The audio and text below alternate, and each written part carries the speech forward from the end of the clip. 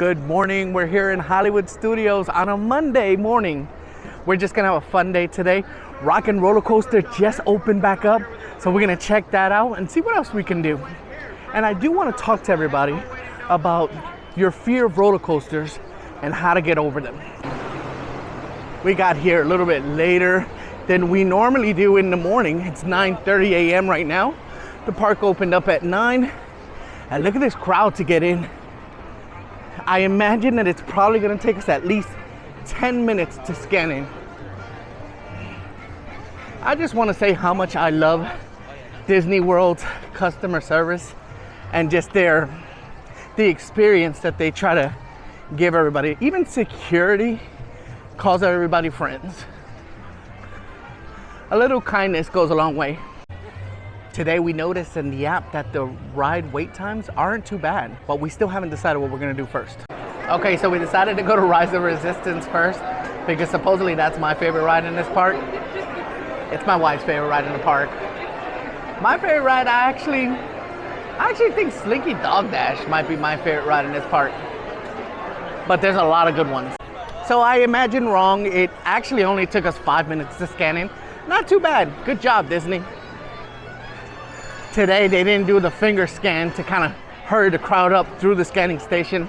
That's pretty good. We're gonna head over to Rise. Let's see how long we have to wait this morning. Doesn't seem like it's too busy. Looks like everybody's in Magic Kingdom. And when I say not too busy, maybe not too busy for this park. This park is very popular, but obviously always expect some sort of a crowd. Okay, while I have you for a sec, let's talk about fear of riding roller coasters or rides in general. Aerosmith Rock and Roller Coaster is the most intense roller coaster in all of Disney World. Do I recommend it for a first time rider? Yeah, if they're excited to ride rides, sure. But if they're a little bit fearful or nervous, there's plenty of rides at Disney World that you can go on to kind of work your way up to that. If you have a young child or an adult that's nervous about riding roller coasters, then Barnstormer in Magic Kingdom is the best place to start. As a matter of fact, Magic Kingdom is probably the best park to start at just because they have so many options, so many different levels of rides and roller coasters where the other parks don't. They don't give you that many choices. So I'd say at Magic Kingdom, Barnstormers would be like for the beginners. Intermediate riders would go on Thunder Mountain and Space Mountain. And then when you're ready, the more extreme ride would be like Tron. Now, when I say more extreme ride, I'm talking Disney standards now. Tron is a incredibly smooth and pleasant ride, but it does go fast. And for a beginner who's not used to riding roller coasters, I would not start them there. As we enter Star Wars Galaxy's Edge, see that the line doesn't extend all the way out here yet, so it shouldn't be too bad. I mean, it's Rise of the Resistance.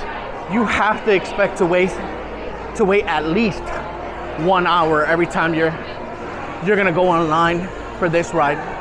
For those of you who are not familiar, Rise of the Resistance is one of the most incredible attractions in any theme park in the world. Star Wars Rise of the Resistance is a one-of-a-kind attraction. Whether you're a Star Wars fan or not, the whole family will love this ride.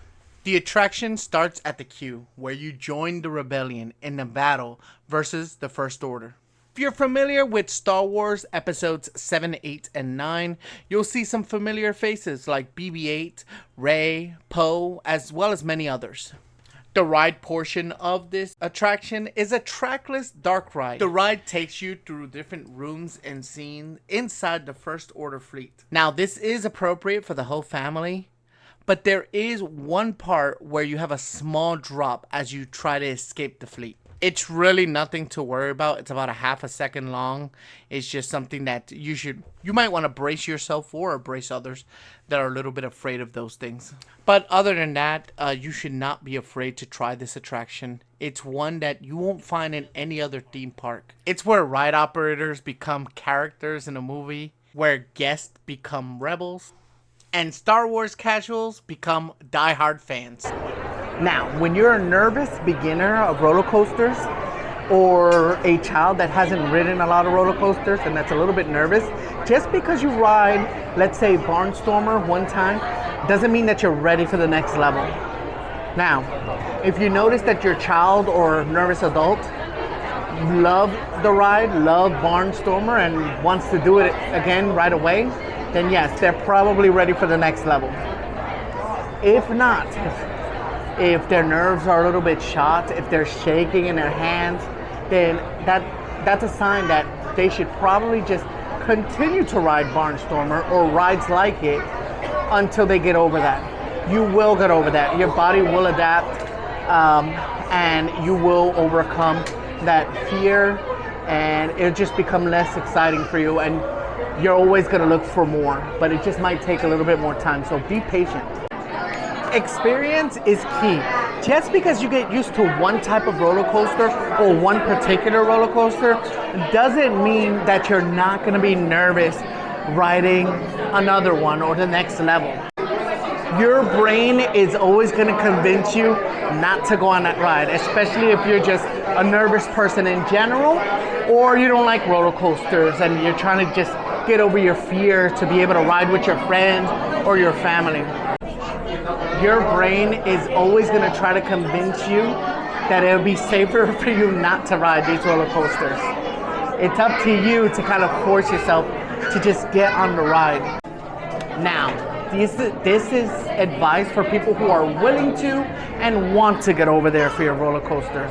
It is completely fine to not ever want to and not have the will to, and because you're just not going to enjoy it. So, and that's the point of riding rides and roller coasters, is to enjoy it. So if you feel like you're never ever going to enjoy it, just don't do it. There's plenty of other things that you can do in these parks. However, like I've always advised my kids, it'd be a shame to go through life without having as many experiences as you can. And riding the roller coaster is one of the just most thrilling yet safest experiences you can ride. It's in a controlled environment where safety is a very high priority. As far as Hollywood Studios goes, there's only 2 roller coasters, and they are Slinky Dog Dash and Aerosmith Rock and Roller Coaster. Slinky Dog Dash, I would consider that a more of intermediate. I wouldn't consider it a total beginner, although if it's your only choice, it's very much a family coaster, and it's not that thrilling. It's just there's other coasters that don't go as high or as fast as Slinky Dog Dash, but it's very pleasant and comfortable and a pretty smooth ride. Now, Rock and Roller Coaster is a different story. Not only is it fast, not only is it thrilling, but to be honest, it's a little bit uncomfortable. They have over-the-shoulder restraints where, because of the movement of the ride, kind of bangs your head side to side. My wife and my youngest son don't ride it because of this. They've tried it a couple of times, and but me and my older son, we love it. We love being tossed around, so we kind of always ride that. But it's definitely the most extreme, most thrilling ride in all of Disney World. Just got off Rise of the Resistance. I'll tell you what, for entering the park after 9:30 in the morning, waiting 1 hour for that attraction isn't too bad at all. Next, I think we're gonna go to Smuggler's Run. Let's see how long we have to wait for that one. So as I checked the app, I just noticed that Millennium Falcon Smuggler's Run is at 110-minute wait. That almost doesn't make any sense when Rise is still at a 70-minute wait. I'm gonna walk over there anyway and find out. But while we head over there, let's continue talking about roller coasters. In Animal Kingdom, you have Expedition Everest, which I consider one of Disney's best outdoor roller coasters. I would probably put it in the intense category though. Again, these are for Disney's standards. So the standby wait time for this ride is currently 90 minutes. I really want to get to Rock and Roller Coaster today, so we elected to all do single rider line. Now, when you do single rider, your parties will be separated, and most likely you'll have the engineer job. So just be aware of that. The Millennium Falcon Smuggler's Run is an exciting ride. that is both thrilling and very interactive. On this ride, you get to step inside the famous Millennium Falcon spaceship from Star Wars. You and your friends become the crew, each with a job to do. There are 2 pilots, 2 gunners, and 2 engineers. You'll fly the ship, dodge obstacles, and complete a mission to deliver valuable cargo. The experience is thrilling, and it makes you feel like you really are part of a Star Wars adventure. Whether you're navigating through space or shooting down enemy ships, every moment is packed with action and fun. For a 90-minute wait time, we ended up only waiting 10 minutes on the single rider line. And my family all got to ride together. I was the only one who was separated. Not too bad. 2 rides down, 2 rides to go. Our goal was to ride Rise of the Resistance, Smuggler's Run, a Tower of Terror, and Rock and Roller Coaster. Those are 4 of our favorite rides in this park. They're 4 of the best rides in this park, really. Another thing that I love about the Disney parks is that I'm a pretty big guy. I don't fit on a lot of rides at Universal Studios, but I fit on everything in Disney World. So I get to enjoy and experience everything with my family. It's pretty important when you're spending a lot of money. And I know what a lot of people think is, hey, why don't you just lose the weight? I am working on that. I got goals. That'll be for another video that I have planned. Make sure you subscribe so you don't miss it. But back to roller coasters at Disney World as we walk over to Tower of Terror. At Epcot, there's only one ride that you would consider a roller coaster, and that's Guardians of the Galaxy's Cosmic Rewind. It's an indoor dark ride roller coaster. It's really just an indoor roller coaster. And while I don't consider it as thrilling or scary as Rock and Roller Coaster, I do consider it to be the most fun. It's definitely going to be in the extreme category for Disney standards of roller coasters. It's fast, gives you air time, makes some people dizzy, but to me and my family, it's definitely number 1 as far as our favorite rides in Disney World. 2 years ago, you wouldn't be able to get my wife on even Slinky Dog Dash. Now she's ridden things like Iron Gwazi at Busch Gardens, Tampa Bay, Velocicoaster at Universal Studios Islands of Adventure, and she loves it. She loves roller coasters, and so do both of my kids. So us as Florida residents, we currently hold annual passes for all of the theme parks here: Busch Gardens, SeaWorld, Universal Studios, Islands of Adventure, and Disney World. If you are fortunate enough to live in Florida or have the means to have annual passes to these parks, then that is a great way to work your way up little by little. Now, if you're trying to choose one or the other, I say overall best for families would be Disney World. Best for like the intermediate, maybe you don't want to spend as much, but you still want some of the most thrilling rides, as well as some of the best dark rides or screen rides.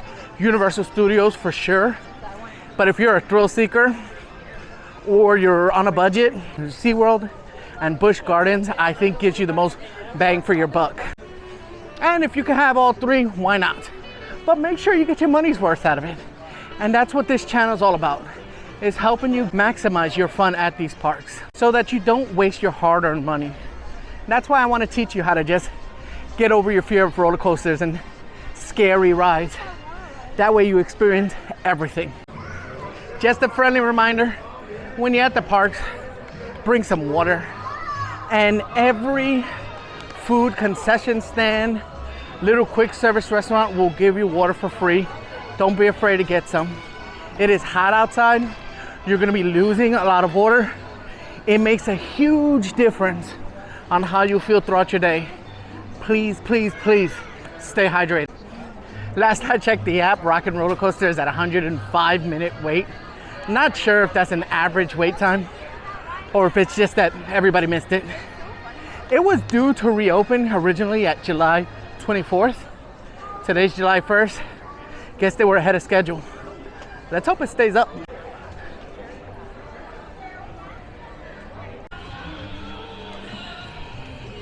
Looks like the standby line is at 110-minute wait.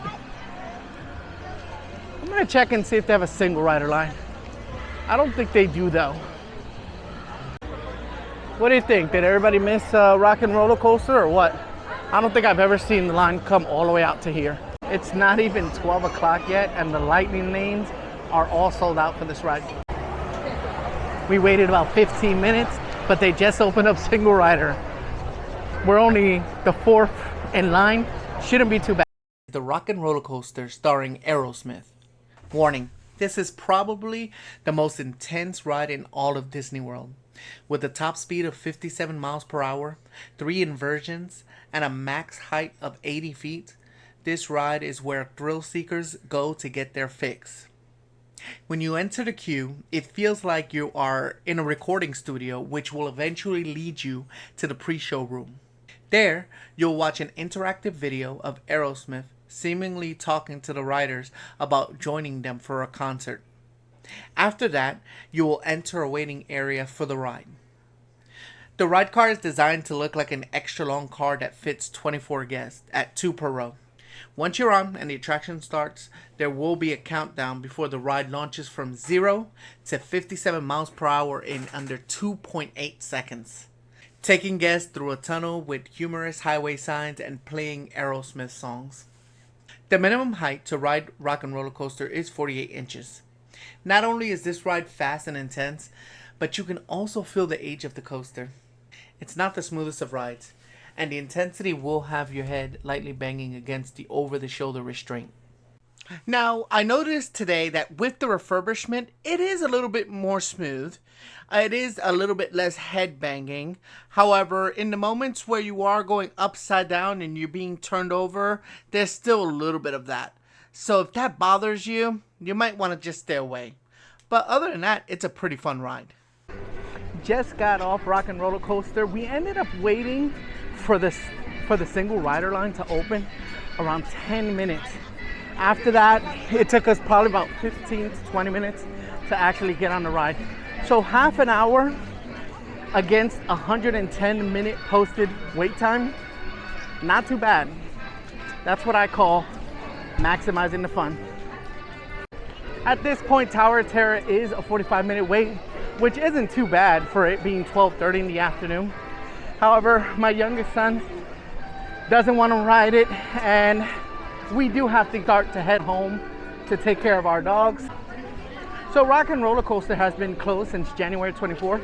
The last time I rode it was back in December, and I gotta tell you, I didn't feel much of a difference. It might be a little bit more smooth in the parts where you're not going upside down, and all of the lighting effects are working, so it seems to be just more lit, well lit inside the ride, so you get to see the track a little bit more and see all the decor and the lighting and all those effects. Other than that, it's still the same. It's really fun. It's pretty intense, especially in the beginning, but it is a short ride. So whether or not you want to just ride rides like the Barnstormer, or maybe a trackless ride like Mickey and Minnie's Railway, things that are not too intense, or you want to ride something like Tron or Cosmic Rewind or Expedition Everest, things that are a little bit more intense, it's always best to just enjoy yourself. Do whatever makes you happy. There are plenty of other things to do besides rides here at these parks, and make sure you continue to tune in and subscribe so I can show you. For more theme park fun, tips and tricks, I'm gonna link some videos above my head. But until next time, keep maximizing your fun. See you later.